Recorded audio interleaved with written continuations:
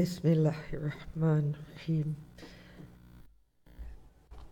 Your Excellencies, distinguished guests, ladies and gentlemen, it is my distinct honor and pleasure, firstly, to welcome those from far to Kuala Lumpur, Malaysia, and to this Responsible Finance Summit for 2016 with the theme Unlocking Finance, Expanding Impact. The theme gives strong recognition to the essential role of finance in driving sustainable development and growth in the world today. It's now almost a decade since the eruption of the global financial crisis, and despite the challenges, there has been progress made to forge a vision for a stronger post-crisis world, while having to strike a balance between pursuing financial stability and the potential increased costs to financial intermediation. Efforts have been made through the global financial reforms towards achieving more sustainable financial systems.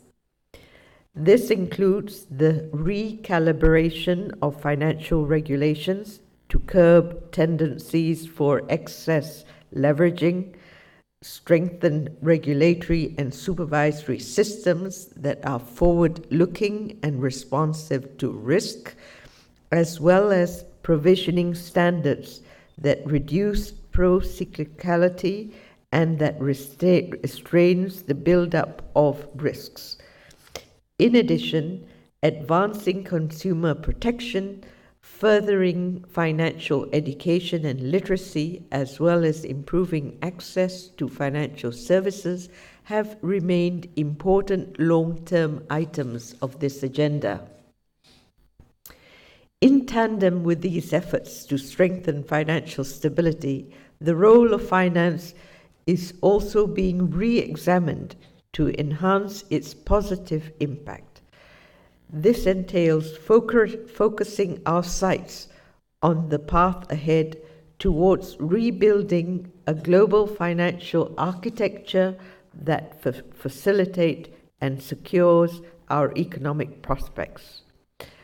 With the considerable benefit of hindsight, we now know that finance, if not anchored to the aim of creating sustainable value in the real economy, will become inherently unstable and destabilizing to the ultimate goals of a greater shared prosperity. There is thus a compelling need for finance to have a greater role in shaping responsible behavior that underpins a stable and well-functioning economy and advances the goals of a progressive society and sustainable environment. This is the underlying objective of responsible finance. Of significance, aligning business practices towards responsible finance entails a paradigm shift away from the conventional thinking of finance, the important distinction being the need to recognize and appreciate that it delivers value by focusing on ultimate outcomes rather than its immediate returns. Responsible finance at its core strives to serve wider objectives that is consistent with, but goes beyond the predominant objective of enhancing shareholder value. In delivering long-term sustainable value, allocative efficiency is achieved in a manner that promotes stability and prosperity in the broader economy and of the environment. Above all, responsible finance aims to optimize its positive impact on society, the economic well-being, and on development. Over the recent decade, the heightened advocacy for ethical and socially responsible investments has also seen the proliferation of financial instruments that cater for both financial and societal objectives. More importantly, this has moved beyond just negative screening to more impactful approaches involving the adoption of environmental, social, and corporate governance considerations in investments and business practices. These have served to align risk and reward in a more sustainable manner. Indeed, some global banks and insurers have begun to incorporate sustainable considerations, including environmental concerns, in their lending and investment decision-making processes via the adoption of international risk management frameworks, such as the Equator Principle and the UN EPFI principles for sustainable insurance. These positive forms of finance are increasingly becoming powerful market forces, driving focus into the kind of productive activities needed for the long-term growth. Islamic finance, a well-established component of responsible finance, is similarly gaining significant growth and prominence in the global financial system due to its inherent orientation towards promoting societal welfare. This includes the propagation of strong ethical values that engenders accountability and trust in its intermediation function, as well as the promotion of risk-sharing that fosters entrepreneurship and equitable distribution of wealth. And by virtue of its requirement for financial transactions to be supported by genuine productive activity, Islamic finance is thus deeply rooted in the real economy. These are the hallmarks of Islamic finance that underpins greater market discipline and stronger focus towards building sustainable and long-term value in capital allocation. Collectively, these characteristics enable Islamic finance to serve as an effective model for responsible finance. On the path to achieve stronger, more balanced, and sustainable growth, the potential of responsible finance has therefore become greater than ever. Most important is for finance to be aligned to its ultimate goal of serving humanity and of uplifting social well-being. Thus, more than merely performing its role as a passive intermediary of funds, finance today has the distinct potential of catalyzing and shaping social outcomes. As mobilizers of funds towards socially empowering activities in the economy, the financial sector can act as a social multiplier, significantly expanding the impact of positive finance.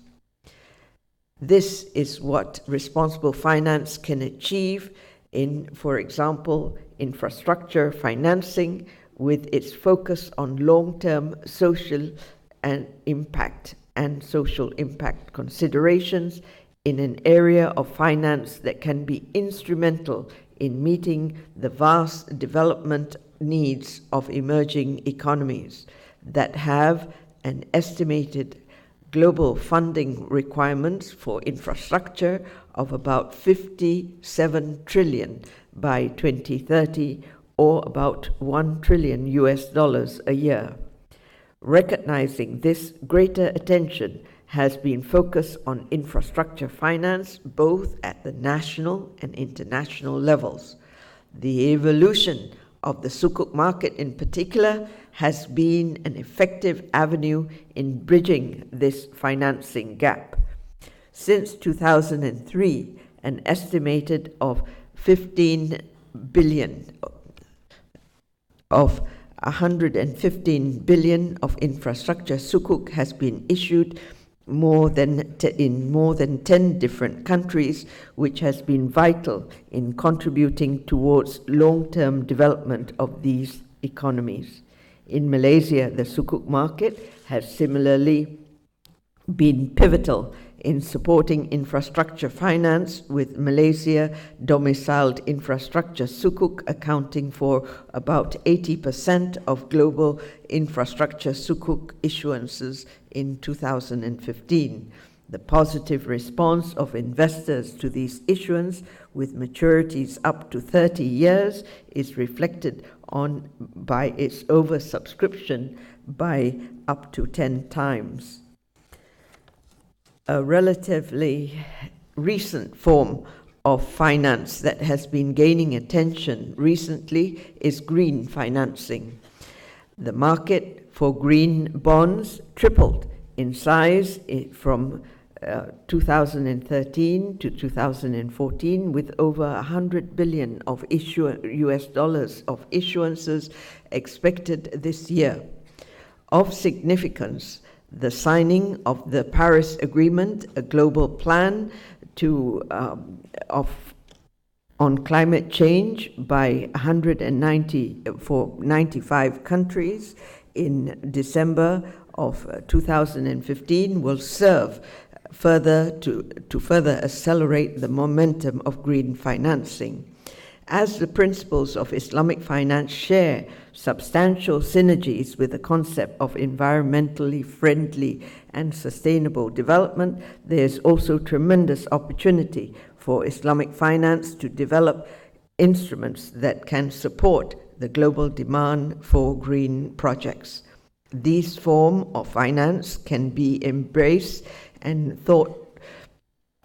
brought together to leverage on a mutually reinforcing manner to enhance their collective impact. Socially responsible investments in the West began as far back as the 18th century, while Islamic finance evolved in the Middle East and Asia since the 7th century, in which lending based on Sharia or Islamic principles included moral directives in the conduct of business. Today, reinforced by globalization, society can no longer be defined only by national boundaries. Finance, and indeed responsible finance, has also evolved to be global. The need for responsible finance and sustainable form of finance is recognized and even deeply desired throughout the world. And nonetheless, the responsible finance has flourished in many local communities. Its next phase of development requires responsible finance to be brought into the global mainstream, to become more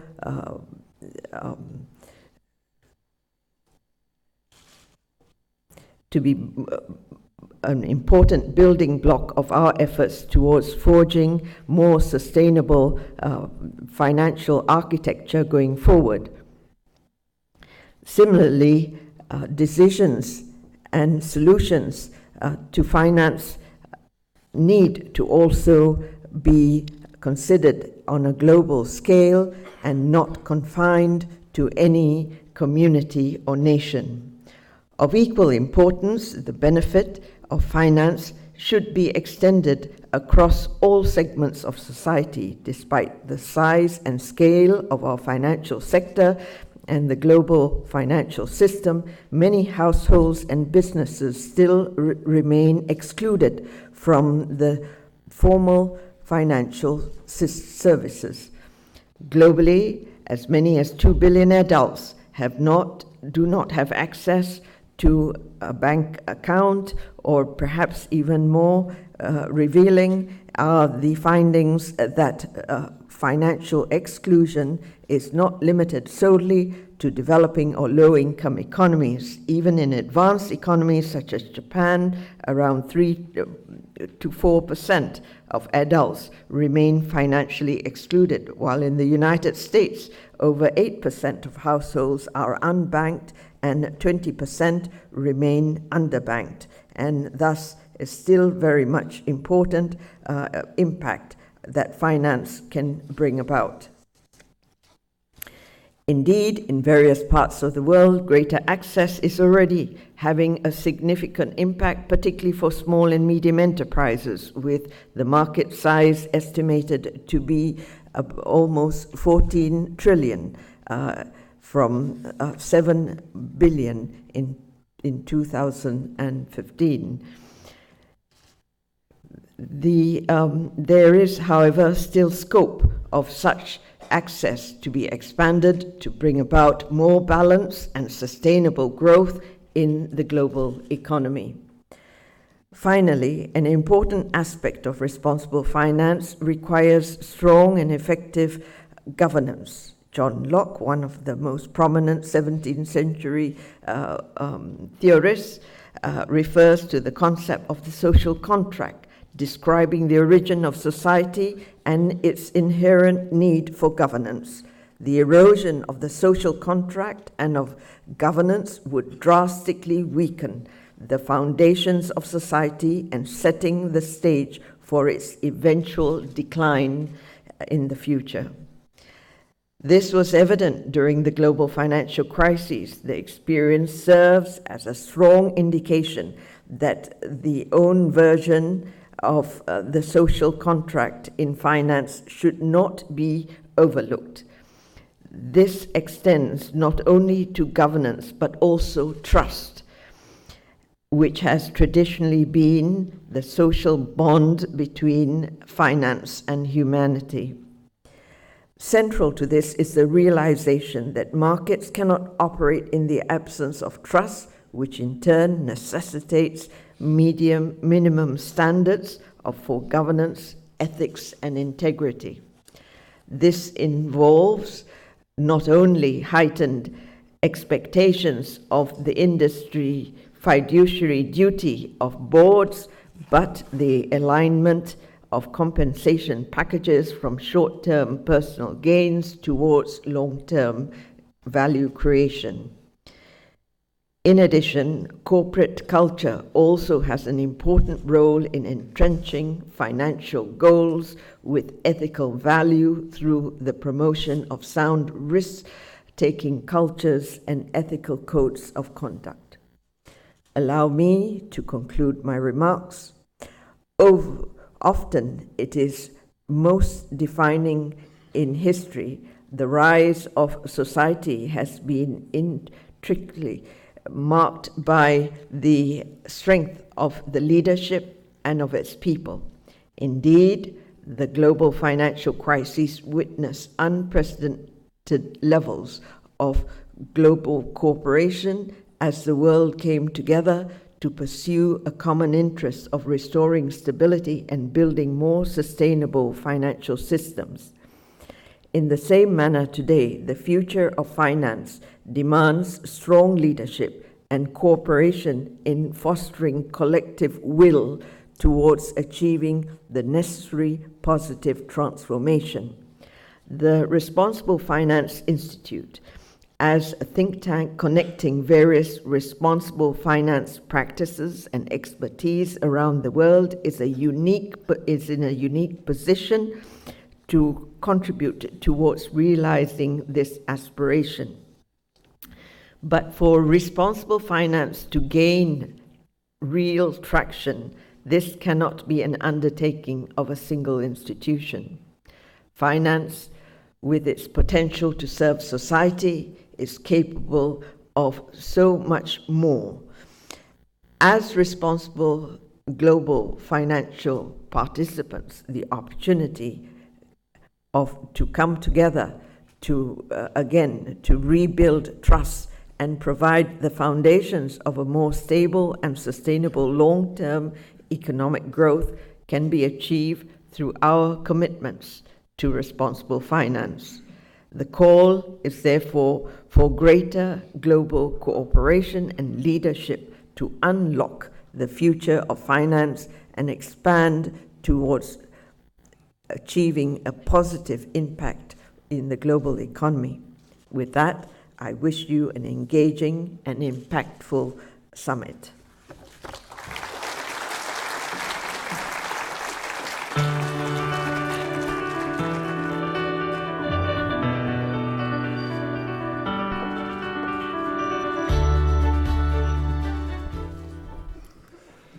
Thank you, Your Excellency, for those excellent and insightful remarks on the ongoing paradigm shift towards responsible finance. I'd like to invite Georg Kell, the Vice Chairman of Arabesque Partners and founder and former Executive Director of the UN Global Compact, to the stage.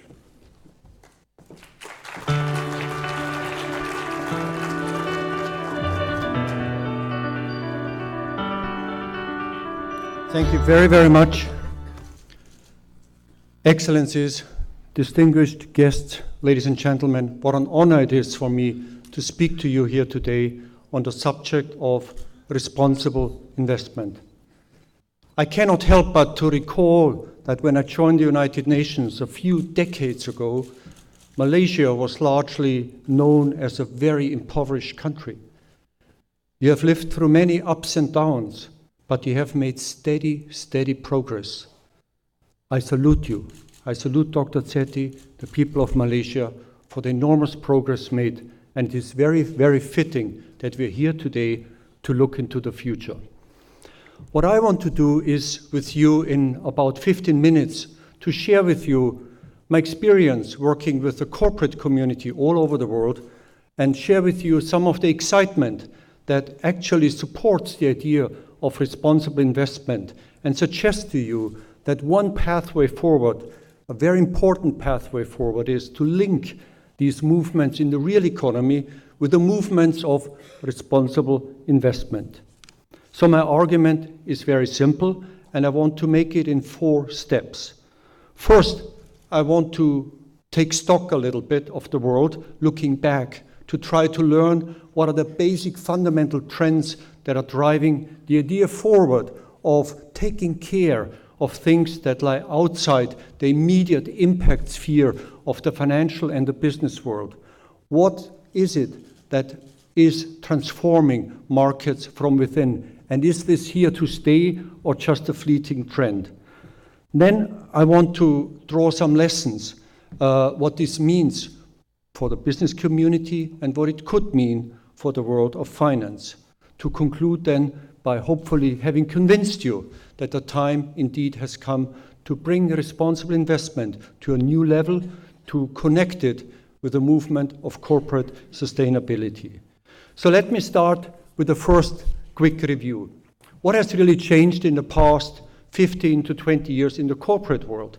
Remember, when business went global in the late 90s, while governments remained local, business initially was only driven by short-term profit maximization.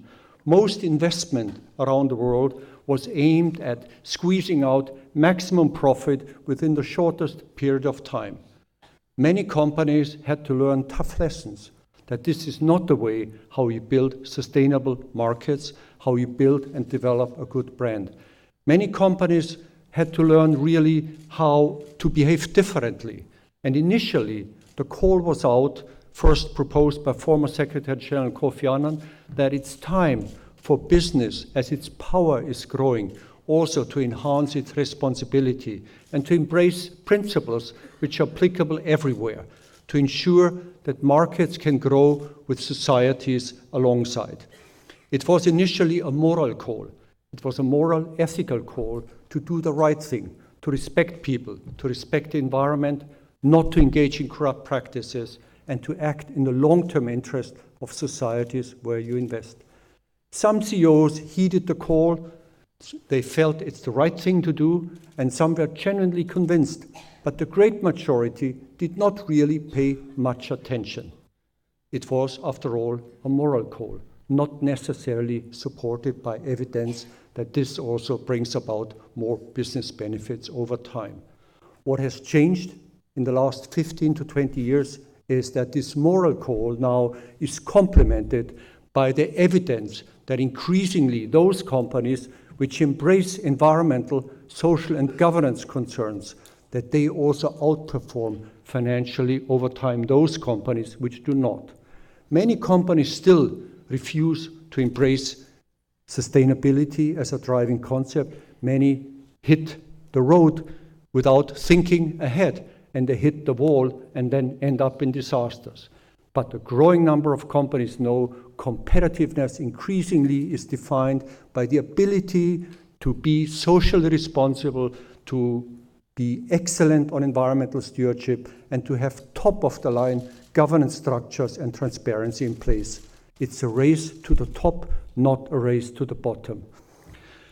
Today, there's an abundance of tools and frameworks available for the business community, and this movement takes many names and labels. The UN Global Compact is the largest, with now 8,800 active corporate participants.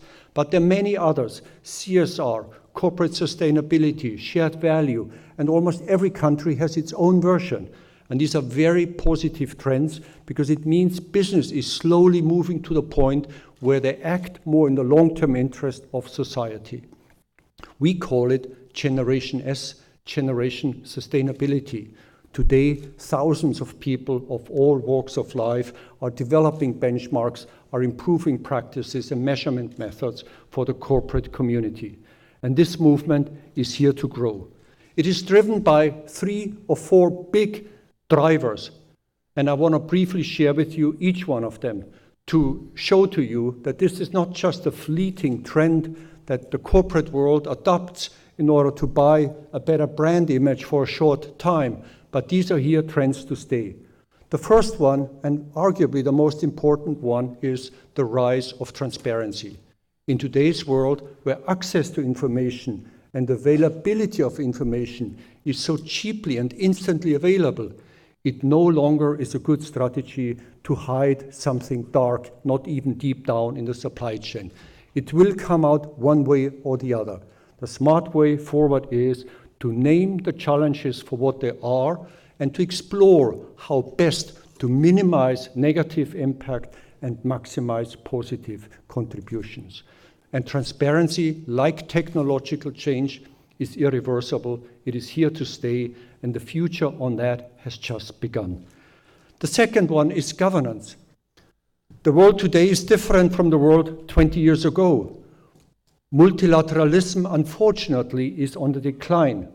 The old world of horizontal integration is increasingly giving way to a vertical integration where regional and national priorities increasingly set the agenda. That is true in the area of trade, in the area of investment agreements, and in a number of related areas. This means for the business community, one has to even pay more attention to the local context. One has to even more earn bottom up how to build trust and goodwill and how to attract the best talent and to grow forward. It drives the agenda forward, while at the same time it poses enormous risks for the system as a whole. Within every country as well, the spread and the digitalization and the empowerment of people is further driving the need for stakeholder engagement, for community engagement, because everything a company now does is instantly known, and you can no longer rely on top-down diffusion of information. You genuinely have to earn it bottom-up. Indeed, latest surveys worldwide show that the people most trusted are not necessarily the CEOs, but they are the employers, the people who work in the organizations. So empowering the people within the organizations through transparency is the best way for engaging in local communities. And thirdly, as Dr. Zeti has outlined, climate change is a mega trend, a mega driver that is here to stay. It will increasingly contribute to the appreciation of natural assets, pricing the air, pricing externalities, putting a price tag on water to ensure more efficient stewardship. These are huge shifts in the accounting world because these used to be public goods. After all, the air and water, it's a human right. Everybody has the right of access. But in an era of stress and constraints, there's a need to bring in rational thinking, and that poses whole new challenges and rewards those companies which are more efficient on resource utilization, which anticipate the trend rather than opposing it. Fourth mega trend that is here to stay is the whole paradigm shift of foreign direct investment itself, the way through which markets have gone global. In the past, it used to be largely about having access to cheap resources or cheap labor. In economies that migrate increasingly towards knowledge-intensive markets, the premium is out there, not to take away, but to build. The bet is a long-term bet on long-term growth. And when companies make a bet on long-term growth, they have an incentive to overcome growth barriers. They have an incentive to invest in vocational training, to reduce transaction costs and corruption, to improve the state of health because it defines productivity. And this long-term reorientation in foreign direct investment brings about enormous impetus for the movement, because it means companies now are facing the public goods as also having relevance for their private short-term, medium-term interests. So what we really see out there is a silent revolution where public interests and private interests increasingly overlap, where the private sector increasingly understands that they can only thrive if societies where they invest in also thrive. Therefore, it makes increasingly sense to not only look for financial returns, but to understand that the health of financial returns goes hand in hand with good environmental stewardship, social responsibility, and good governance. This is the trend that has been going on now for almost 2 decades. I would not be telling the truth if I were to tell you that it's already a dominant trend. It's still a marginal trend. It's a global trend in the East, in the South, in the North, in the West.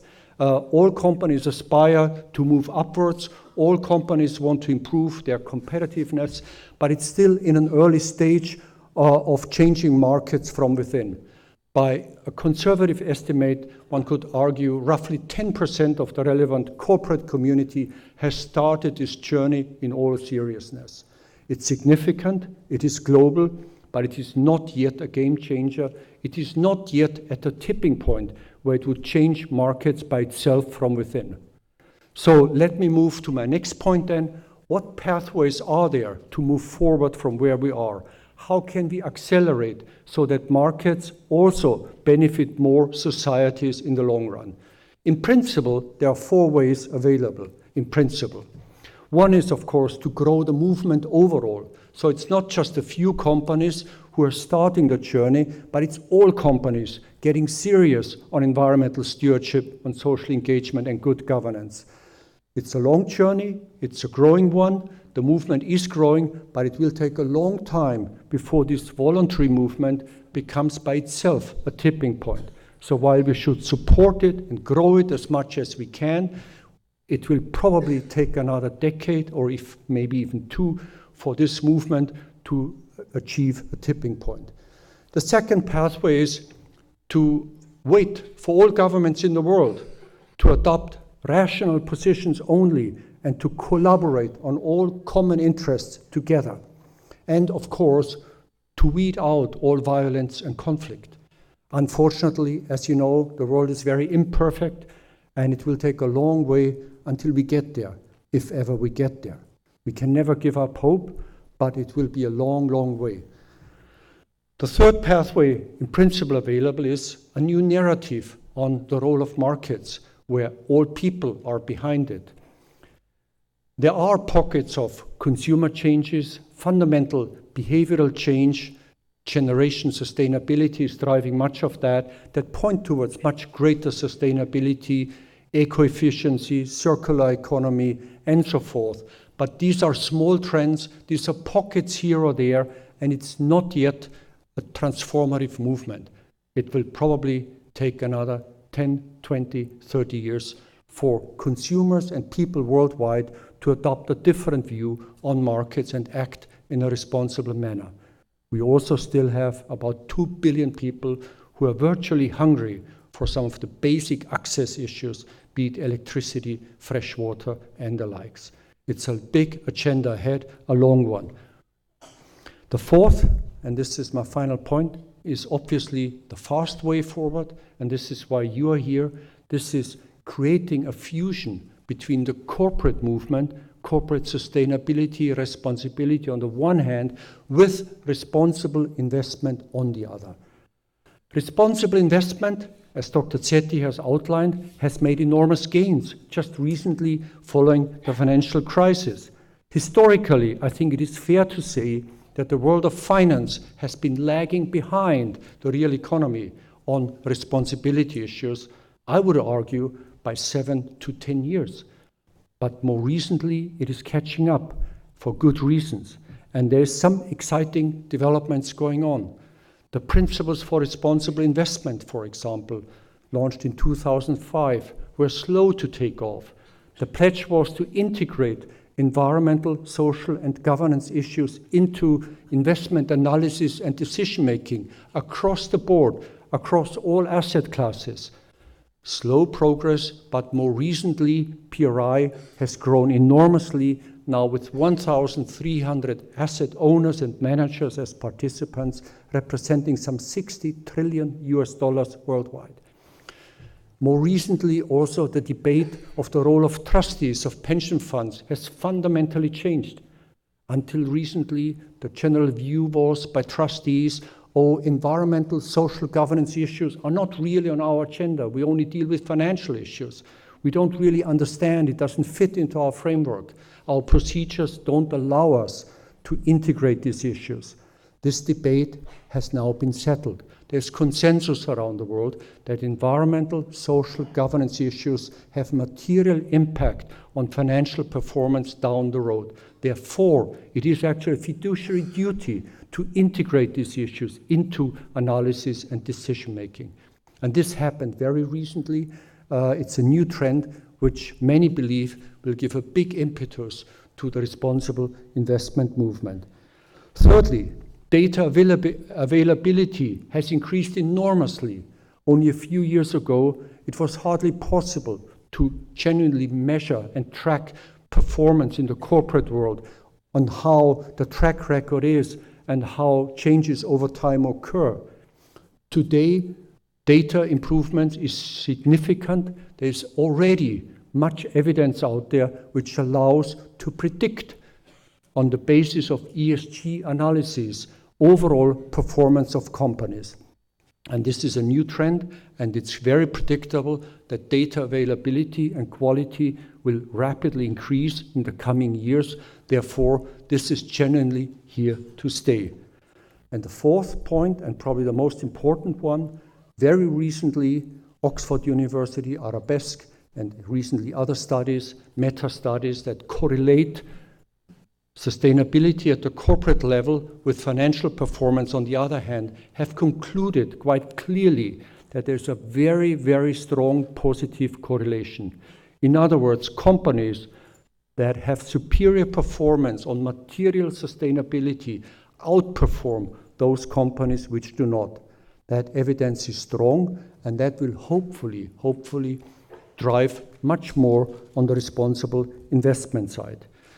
So I do believe that the time has come for fusing these two global movements, and I'm very proud to work for Arabesque. Arabesque stands, by the way, for the beauty of geometry and math, because it is a systematic integration of environmental, social, and governance issues into analysis for all equities.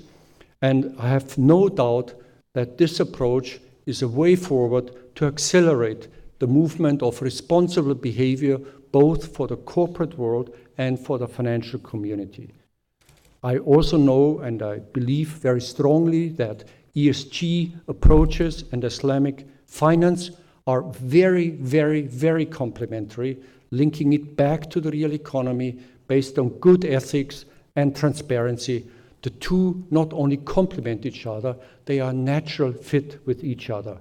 So I can assure you, on behalf of Arabesque, we are very proud to support you in this undertaking, and you can count on us in every regard moving forward.